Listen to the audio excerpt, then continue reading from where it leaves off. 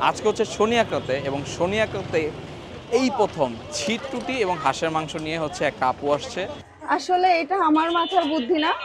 আমি আমার এর আগের বছর শীতের সময় আমি আমার বান্ধবীদের বাসায় হাঁসের মাংস রান্না করেছিলাম। দেন ওরা হাঁসের মাংস আমাকে দিয়ে অনেক দিন রান্না করাইছে, আমাকে বুদ্ধি দিয়েছিল একটা পেজ খোলার জন্য, বাট আমি একটা ঝামেলার জন্য আমি পেজটা কন্টিনিউ করতে পারিনি। তা আমি বেশ কিছুদিন ধরে কি করব এটা নিয়ে আমি বেশ ইসের ভিতরে ঢুকছি। যে হঠাৎ আমার বান্ধবীকে বলছি, একটা বান্ধবীকে, যে এরকম কি করা যায় বলো তো।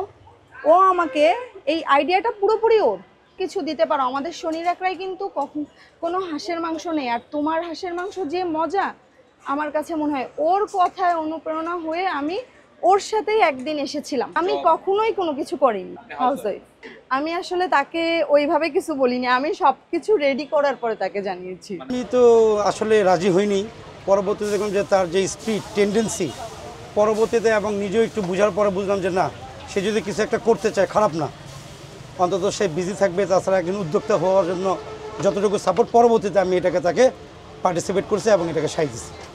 এই কথা বলার অপেক্ষা কেন, আমার ওয়াইফ বলে না, তার খাবারটা আসলেই খুব মজা লাগে এবং খাবার করতে করতেই আমি তাকে এত চাপ প্রয়োগ করি খাবারের জন্য, সেখান থেকে আমার মনেও কিছুটা ইনক্রিজ হয়েছে এবং তাকে পরবর্তীতে দেখলাম যে তার খাবারের মান তো ভালো এবং আমি খুব পেটুক টাইপের লোক।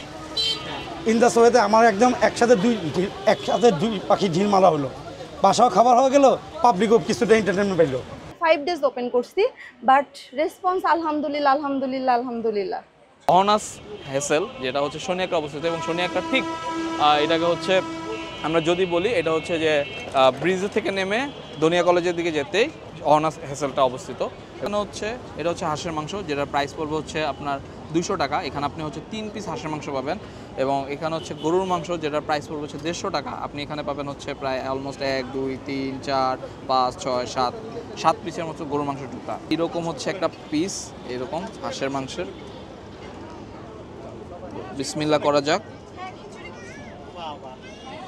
বিসমিল্লাহ।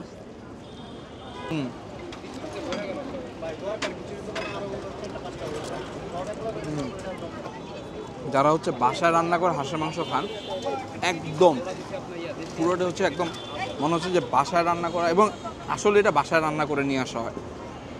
আপু এটা নিজের বাসায় রান্না করেই করা। এবং আমি যদি ঝালের কথা বলি, হাঁসের মাংস একটু ঝাল ঝাল না হলে কিন্তু ভাল লাগে না। তো ঝালের কথা যদি আমি বলি, অতিরিক্ত ঝাল না, যে ঝালটা হচ্ছে আপনার মানে আপনার মুখের সাথে যাবে এবং আপনার খেতে ভালো লাগবে, সেই ঝালটাই এটার মধ্যে আছে।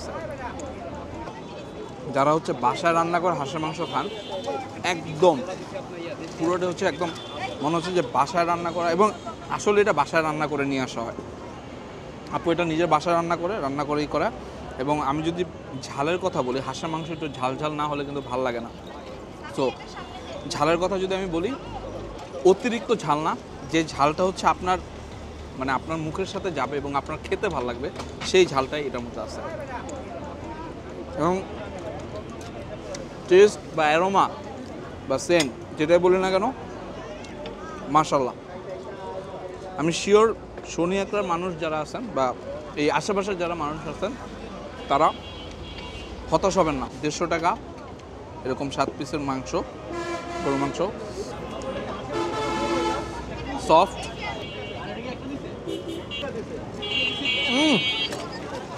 মাংস অনেক সফট। এবং মজার ব্যাপার হচ্ছে বাসায় রান্না করে তো আসি, বাট আমি বাবুর্চিরা যেভাবে গরুর মাংস রান্না করে বিয়ে বাড়িতে, যে গরুর যে মানে রেজালা যেটা আমরা বলি, একদম রেজালার স্বাদটা। তো শনি একরা বাসিন্দা যারা আছেন ভাই, ডোন্ট মিস দিস চান্স। এখানে আসেন, খান, ভালো আপনার লাগবে। আমি মাছ বলতেছি, এটা আপনার ভালো লাগবে।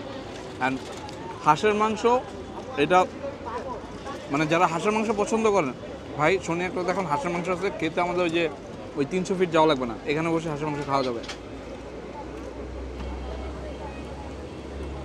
তো আমি আমার খাবার এনজয় করতে থাকি। সেজন্য আপনারা সবাই ভালো থাকেন, সুস্থ থাকেন। আল্লাহ হাফেজ।